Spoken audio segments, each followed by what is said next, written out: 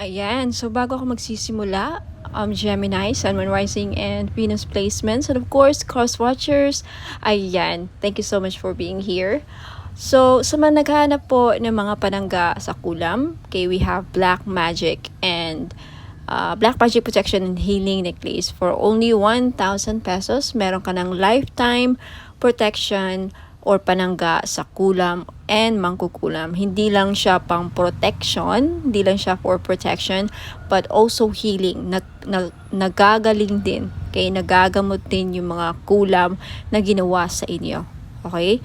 So, kasi importante yon kasi kahit pa na nagamot kayo, okay, nagamot kayo, and then wala kayong protection, pabalik-balik yung kulam na ginawa sa inyo. So, for only 1,000 pesos, sa gustong mag-avail, just message me sa Facebook page, Pono Magos, or you can also buy this item directly sa Shopee online store namin na Pono Magos. Hanapin nyo lang doon. Okay? So, thank you so much for listening. Alright, so Gemini, Sun, Moon, Rising, and Venus placements, and of course, cross watchers, you're still welcome to watch here. So this is your year 2024 KAPALARAN or prediction. So for the whole year, your overall energy for the year 2024, Gemini, you have the Page of Cups. Page of Cups is an energy of surprises, no? Joy, happiness, playfulness, creativity, and feeling happy, just feeling para kang bata. So a lot of you Gemini, there is this feeling na parang feeling youthful, happy, very creative. So this year 2024, a lot of surprises is coming your way. So expect the unexpected if the universe is going to surprise you something big. So let's start. January 2024, you have the Ace of Pentacles. Ayan na. So Ace of Pentacles, this is a big opportunity for you. Unang pasok ng 2024, ang ganda. Ace of Pentacles. When we talk about Pentacles, this is money. Kaperahan. So maybe you are planning to start a new business. And this is also a good idea. Okay? Magandang idea. So grab this opportunity. Start planting your seeds. Okay? Start a new business. Maybe some of you are makakapahanap na ng bagong trabaho at magbibigay sa iyo ng malaking sahod. O diba? Ang ganda. So this month, January 2024, is full of new beginnings for a lot of Gemini out there.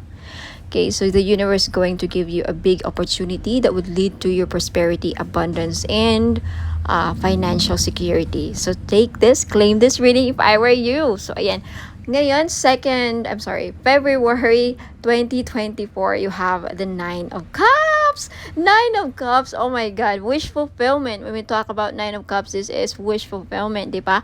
Wishes coming through. So, oh my God, whole month you feel very happy. Oh my God, I love your reading, Gemini. Second month of the year 2024, February, full of happiness, full of may wish talaga matutupad sa inyo. Sana all. This is also you feeling joy, feeling content about life. So you have this feeling of contentment for the whole month, no? You just really happy. You are surrounded by nature, surrounded by prosperity and abundance, feeling grateful for a lot of blessings that will come to you, the universe will shower you around February. Wow. Now, third month, March 2024, you have the Knight of Cups. So with this Knight of Cups around March, mukhang may mandiligaw ang ating mga Gemini. May magpaparamdam. It could be a water sign, Cancer, Pisces, Scorpio, na i-date ka. Basta yung iba sa inyo makakatagpo or makakatagpo ng bagong magpapatibok sa kanilang puso. Or maybe ikaw, or maybe meron kayong planong i-date. Something like that. Okay? Basta yung Knight of Cups is someone that is Pero mag-ingat sa mga Knight of Cups kasi yung mga Knight of Cups sila yung may tendency na mangloko. Okay, so just be careful with this energy because Knight of Cups meron silang mga mission. Mayroon silang mga goal, kumbaga. Kung bakit sila lang nililigaw sa'yo, parang siguro meron silang gustong makuha. Ayan, okay. Now, in April, you have the Strength card. I feel like around April, Gemini, you'll have the strength to really pursue your dreams and goals this year. This April, this month, you'll have the strength, the courage to persevere. Okay? Meron kang lakas na ipagpatuloy yung mga plano mo sa buhay. Porsigido ka na gawin ang mga bagay na gusto mong gawin, okay, around this month. Yung iba sa inyo, mag-ingat sa yung kalusugan around this month because sometimes the Strength card could also indicates health, okay, regarding your health. So, ingat lang. This doesn't mean wala naman ako nakikita may sakit, but rather, yung iba magagaling, makaka-recover na kung sino yung may sakit. Because we have the Sun card. Okay?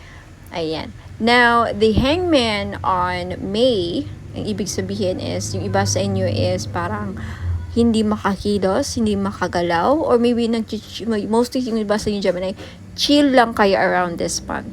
Okay? May, parang chill lang kayo. Okay? You are surrendering to the divine, kumbaga. Especially with regards to your plans and goals in life. You're just like, parang, bahala na ang universe sa akin. Okay? You are just, chill ka lang. Okay? You're trusting the whole process. You've learned to let go of any control and you're learning to trust the universe. Ayan. Now, April, May, June, you have the Five of Swords. Now, with the Five of Swords, mukhang nakikita ko dito is, now, with the Five of Swords, Gemini, it looks like this month, okay, June, yeah, mukhang meron kang makakaaway. It's either a partner, loved ones, or family, or ka-work, I don't know. Okay, meron kang makakaaway and then you realize na parang could also be that someone is going to bully you or you're the one who's going to bully someone. Or may pag-aaway. Nakikita ko dito may parang pag-aaway. And then you finally realize that parang ma-realize mo yung ego mo ang tawag nito. Parang mas pinili mo yung ego. And ma-realize mo na parang ano ba ang nakuha ko sa pakikipag-away? Ano ba ang benefits? Ayan, parang na-realize mo na parang mali yung ginawa ko. Parang, ayan tuloy, may nawala. Parang, ayan, may something ka. Because, in July, we have the Three of Pentacles. But, mamaya natin pag-usapan man. With the Five of Swords, mag-ingat pag nakipag-away ka around June. Kasi mukhang pagsisisihan mo, yung iba sa inyo pagsisisihan nyo, Gemini. Okay, be careful with your ego. Sometimes our ego, ayan, minsan dahil sa pride natin, o diba? So, kindly check, magkaroon tayo ng personal check, self-check tayo this month to avoid any regrets or any pagsisisi kung may makaaway kang kapamilya mo, girlfriend mo, or asawa mo, or anybody around this month. And now, July, you have the Three of Pentacles. The Three of Pentacles is about commitment, partner up. So, this time, I think, mako-question or it's either very significant sa buhay mo ang commitment sa'yo this month. Makikita mo dito kung sino ang mga committed sa'yo. It's either are you committed to your person? Or your person, who your friends are, who are the people really loyal to you or something like that, or are you very committed in your relationship? Are you kumbaga your commitment is being tested around this month, okay, with the Three of Pentacles. It could also mean na may collaboration na mangyayari, may team up, Okay, very important ang pakikisama this month for you, Gemini.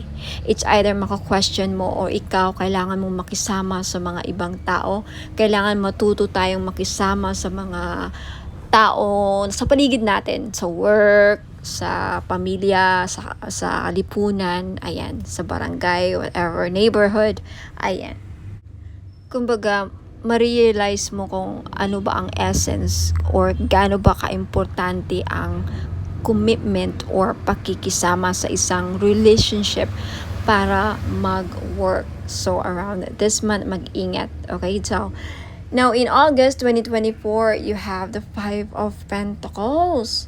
Okay, I don't like this energy because this energy is either it's talking about your health or your life, like the status of your life. It could also mean money. It's either some of you Gemini magkakasakit, you being left out in the cold, iiwanan, you feel lonely, you feel like parang nawalan ka, parang ganun.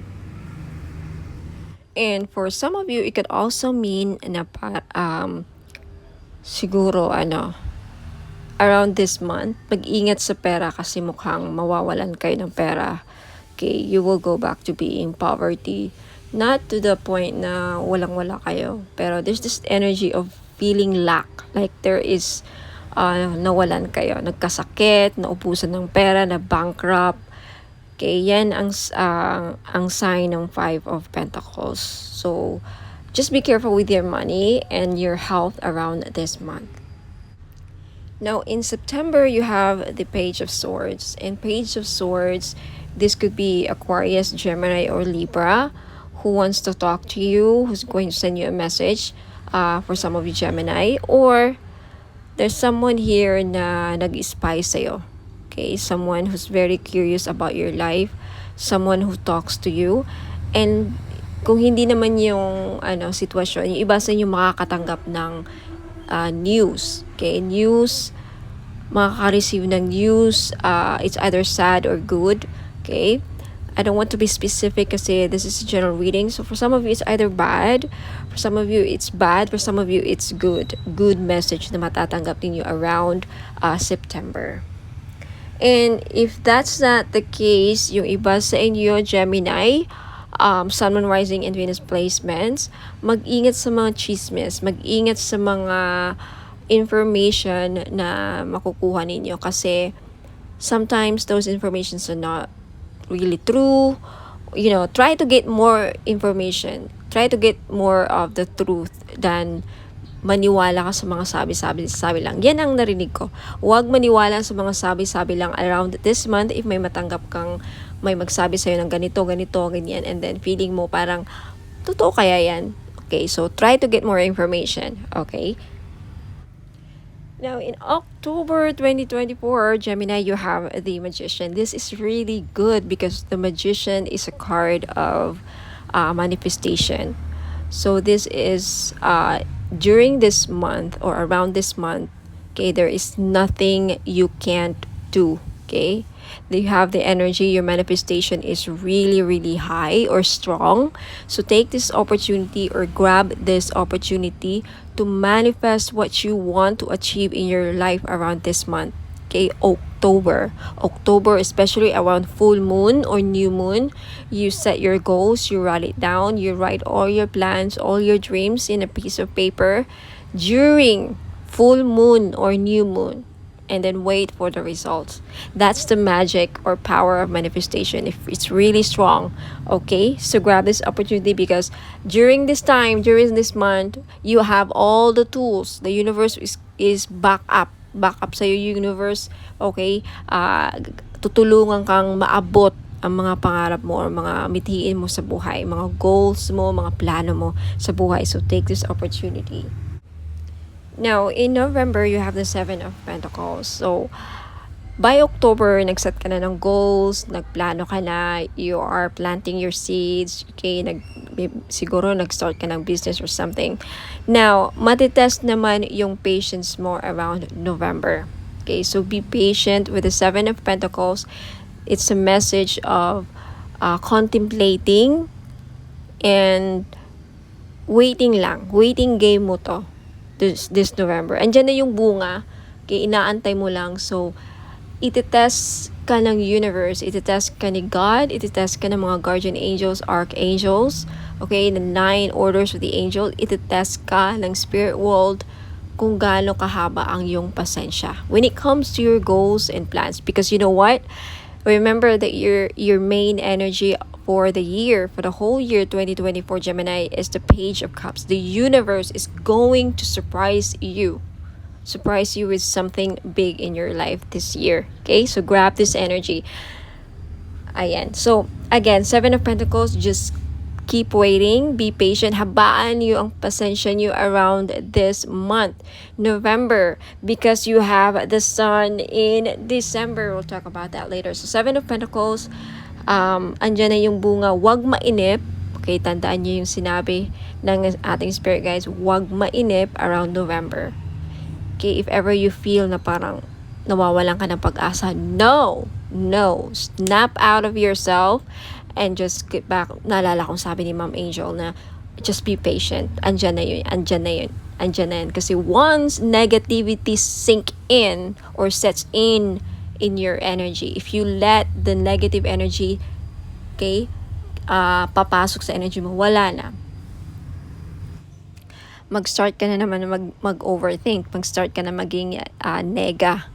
And then once you do that, you are creating blockages in your life. So, mag-start ka ng mag-block na energy. Hindi natutuloy yung swerte sa'yo. Okay, that's the secret actually. Now, Gemini, December 2024, you have the Sun, like I said, okay? Bago magtapos ang taon mo sa 2024, everything you have desired, everything you wished for, okay, because you have the 9 of Cups, remember, around February. And then, ayan na. The Sun is about success, optimism, victory, triumph, okay, winning. That's all about the Sun card. Yan ang meaning ng Sun card. See, if you look at this person, para siyang nagwagi. So, ayan, magwawagi ka around December. You feel the victory around this time. All that you have dreamed of, all your plans, all your mga dreams and goals mo, ayan, ma-achieve mo or magkakaroon na maisa sa katuparan na around this month. Just remember yung mga sinabi ko na don't let negativity set in. Okay? Don't overthink. Huwag mawala na pag-asa. The key here is just be patient and always think positive because the universe is going to surprise you. Okay? So, Gemini, Sun, Moon, Rising, and Venus placements, mga madam and sir, thank you so much. Yun po ang kapalaran ninyo for the year 2024. I hope nagustuhan ninyo yung kapalaran ninyo. Let me know in the comments. If you are new, please don't forget to like and subscribe if you haven't already. And I'll see you guys next time. Ingat po. God bless.